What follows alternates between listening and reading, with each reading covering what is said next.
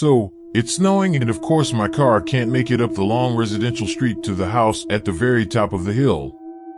After several attempts, I had to walk about 2 blocks of the snowy road.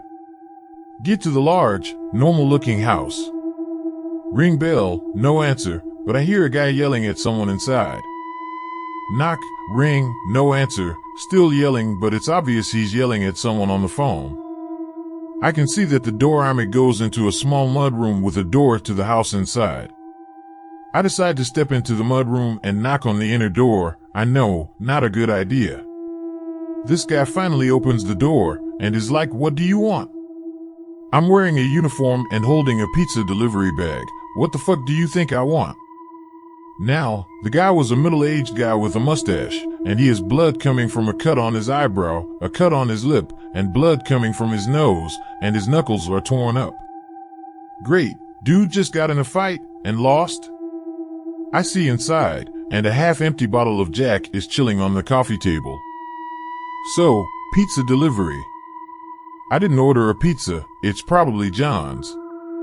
Then the guy just turns and goes back into the living room and sits down to take another swig of Jack. Is John here? I ask. He's upstairs. The guy points to a staircase just inside the door on the left. Okay, I guess I will go give the pizza to John, since Drunk Fighter isn't going to do shit besides get more drunk. I took 2, maybe 3, it's been years since this happened, up the steps, and thought, fuck this. I immediately backpedal, go out the front door into the mudroom, leave the house and walk back to my car. I didn't call John, because at that point I was so pissed about getting stuck in the snow, walking uphill through the snow, waiting a while for the drunk asshole to answer the door, and getting sketched out. I figured if John wanted his damn pizza, he could call back or come pick it up. John never called to ask where his pizza was, and that made me more sketched out about the whole situation. I used to work delivery in and around the capital of my state, and I'm so glad I've since moved to a small town because I saw some weird shit back then. I delivered to drug deals in action more than once. Those weren't usually bad. Once a customer freaked out because they thought I would report it, but if I turned at everyone using illegal substances, I'd run out of customers. One time someone there offered me a baggie of pot as a tip, but I declined. Then there was the trucker orgy. At least, I assumed they were truckers.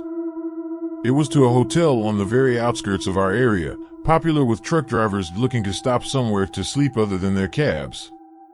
There was about 6 of them. The guy that answered the door at least had the decency to put on some pants, and he tried to cover up what was going on behind him. Got a really good tip from that one. Once I delivered to a normal-looking woman, and when she answered the door she had a leash in her hand. I asked if she was about to take her dog for a walk. Nope. Her boyfriend walked up attached to the other end. I once got thong money from a pair of strippers at a bachelor party that ordered some pizza. One schoolgirl, one police officer, for some reason, good tip though. The grossest was the conspiracy theorist. He lived on the top floor of an old apartment building that perpetually smelled like cat piss. Adorning his front door is a collage of illustrations and photos of the Confederate Army. The first thing you see when you walk in, because he's disabled, you have to walk in, is a plethora of cat bowls and a litter box. All clumped together. 'Cause that's sanitary. Then you get to his living room, which might as well be his bedroom too because he doesn't leave it. Filing cabinets line the walls, all labeled with stuff like Obama and terrorist and truth. In the center, I shit you not, pun intended, is a toilet. And I'm actually glad he installed that thing because it used to be eat shit in a bucket.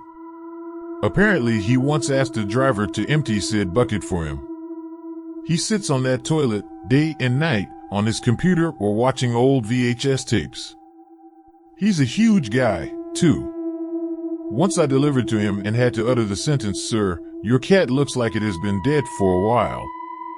Its carcass was on his kitchen table, and it was dried out. He told me he couldn't bury it because the snow was making it too difficult to dig a grave, and he refused to throw it out. He asked me to help him with it. I didn't. The scariest delivery had to be the skeleton man. I recognized his name because I had taken calls from him before, and he always wound up hanging up complaining that our food cost too much. $10 for a large pepperoni? Doesn't it cost 5 cents to make? So for once he had ordered. And see, I was in a situation that night. I had been hired to work the store right after the store had defaulted with corporate and they'd come in and sacked almost the entire staff. It was my first job. There were 3 drivers, 2 of us brand new, one they kept from the old crew out of necessity who constantly no-showed. Shit got so bad in that store that I actually worked open to close on July 4th that year as the only driver in the store. That night orders were going out at an hour old at least. We had no choice. And that's when this guy called. So I head out, and his was the last chronologically of the 5 orders I was toting. I make the first 4 orders and I get a little lost. It's past midnight at this point and it's pitch black out. I can't find his address, so I call to ask him to turn on his porch light. He answers and grumbles about it taking forever. At that point his order was exactly 1 hour old, right at the time we'd quoted for his delivery, and he obliges me that much. I get to his front door and after a few minutes he opens it. I'll never forget this guy's face. Yellow skin, sunken black eyes, skin clinging to bone. His arms looked bone thin and his hair was the wildest I've ever seen. He had a few crooked teeth and his mouth was drawn in a snarl. He had blood under his nose and a ragged shirt on, nothing else. He screeches at me, "How dare you women keep my food from me like your bodies," and lunges at me.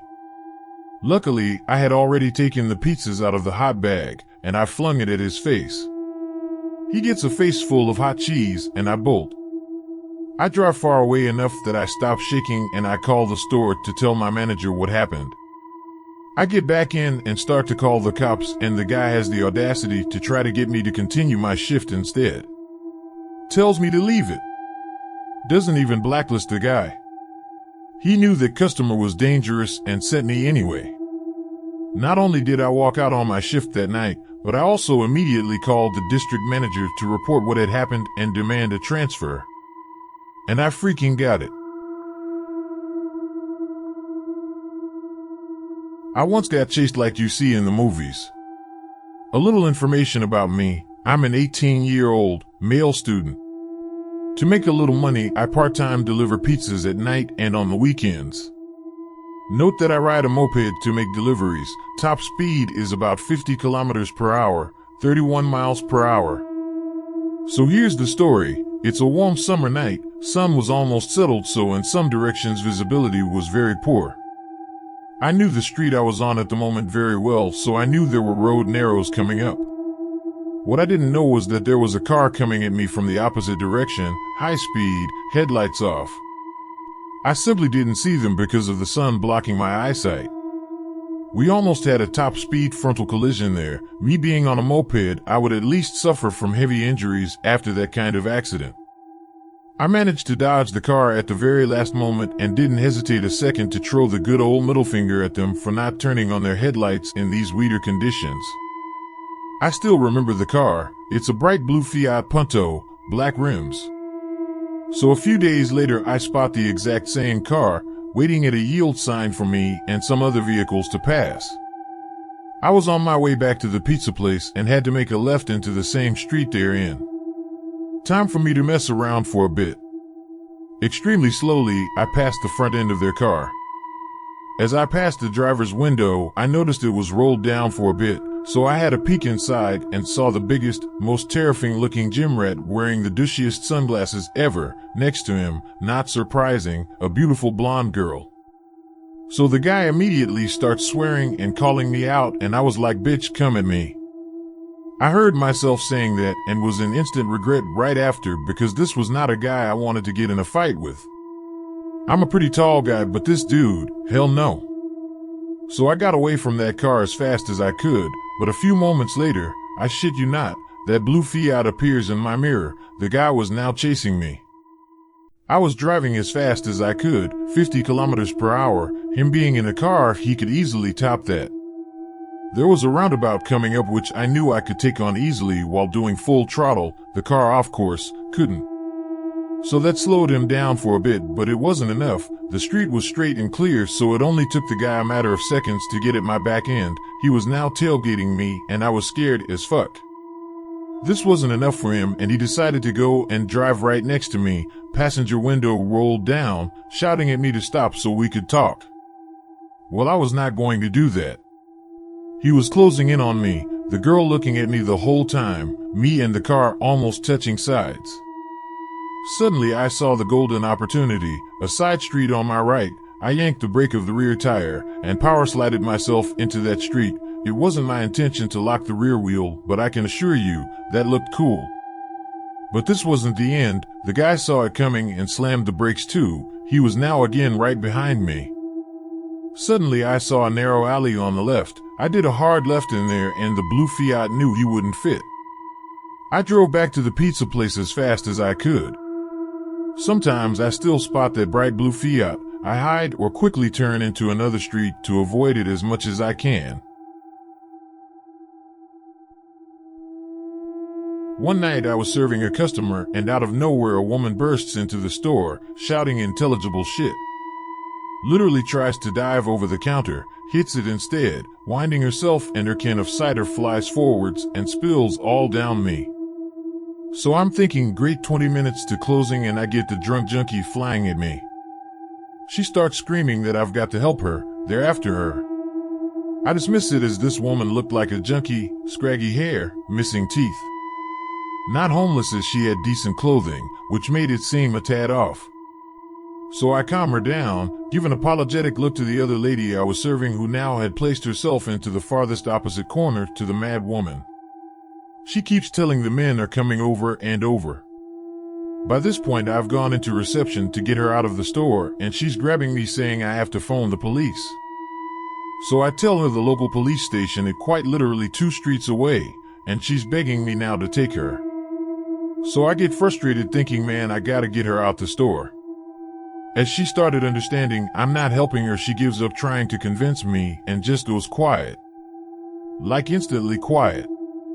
Stares at the floor on horror, like she given up on everything. She then slowly walks to the door. Turns her head and softly says, "I'm sorry." Proceeds to run out the door and down the street.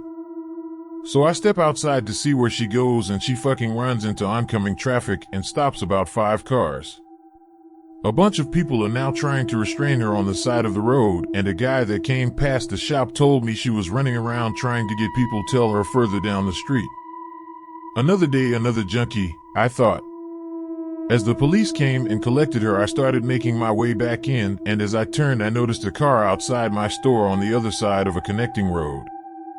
All black SUV, and inside 2 guys with suits, sunglasses. This was at 11:45 p.m., and what was clearly a cord coming out of their ears. Now bear in mind this is UK and they were dressed like American TV show feds.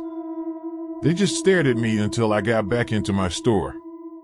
That night after closing I arranged for a friend to pick me up as I was a little spooked by their presence despite my rationale telling me it was too uncanny to mean anything. The guys were still there when I left and they tailed my friend and I for a good 2 miles before they hit a red and we got through. I've never been so thoroughly spooked by a 10-minute incident. Made me wonder if the woman was a junkie at all. Just weird. I haven't delivered since 2019, so I'll recollect what I can. I was taken to the southernmost end of the county, which seemed like a whole different country. Big houses, but not much lighting and a lot of trees. Not much activity though. If I didn't see cars parked here and their ID think I am in woods. Of course the GPS craps out, so I park my van trying to get my other phone to work. Suddenly there is a knock on my window which startled me, and then I look to my left and there is this witch-like ugly old white woman staring down my soul. Reluctantly I rolled down the window and she was asking if I had seen Jogger. It was a dog. Apparently everyone in the world knows that he is a dog because that's how she asked. I told her no and she asked me to keep an eye out for it. I said okay and she left. I hadn't rolled my window up yet, and about 30 seconds later I hear this blood-curdling shriek. Scared me to my core, but I realized it was the same hag screaming Jogger. I am sure Jogger wasn't missing. Poor chap probably made a run for it from her. Who wouldn't? Another time I was told to drive off in a Mercedes van, and as I am halfway to my first stop, I realize the rear camera screen is dead. As I touch it to find some button, it just drops and now it is dangling. I call the dispatcher and he basically tells me to carry on. I'll be fine. I said whatever. It's not like there are always cameras. I carry on with my route and avoid reversing much. If it takes more, it is their problem. Around 6:30 p.m. and it's dark now and I am in some no man's land. The house was at the end of the road and I had no choice but to back up. It is pitch black. My headlights are the only lights. I back up at an angle just waiting for some sound to tell me I have hit a wall, but instead I feel like the van is about to fall. It is a weird feeling that I cannot describe, but it made me stop and I got out of the van. The van was basically an inch from going off the road and down into oblivion. I don't know how deep the fall would be because it was so dark. I just stood there for a minute thinking I could have died today delivering to assholes working for assholes who are serving the world's biggest asshole. Another time I went to deliver, and as soon as I reached 30 feet from the door, a dog comes flying out. I barely had time to register what kind of dog or how big. I just ran back to my van throwing the package in the air at the house. I jump into the van from the open door and miss and hit my head and my foot in different places, but somehow make it in and shut the door. As I look at the house to see where the dog is, it is right where it was because IT was leashed the whole fucking time. The homeowners clearly wanted to laugh and I don't blame them. I felt real stupid. Last one. This is almost 8 p.m. and I am about 20 stops from freedom. I am in a sketchy neighborhood, which is highly unusual for the place I live in. Nevertheless, I am delivering to various spots on the same street and I notice a bunch of guys looking at me. I decide to just not let them out of my sight and quickly finish up. But only a stop later, a few of them decide to come to my van. I quickly run through my options. I am not giving up my life or limbs for Bezos. He can suck a dick. And I am not trusting this bunch to come at me for advice on stock investment. So rolled down the window and yelled, "Get the fuck out of my way or I'll run you over." And I just gun it. I didn't care if I did run them over, but I just hoped they'd get out of the way. And they did. Maybe overreaction, but I knew they were up to no good. And I was not taking any chances. I called the dispatcher and said I feel unsafe, and if they have a problem with that, they can deliver themselves. The rest of the stuff went back to Amazon and I went home.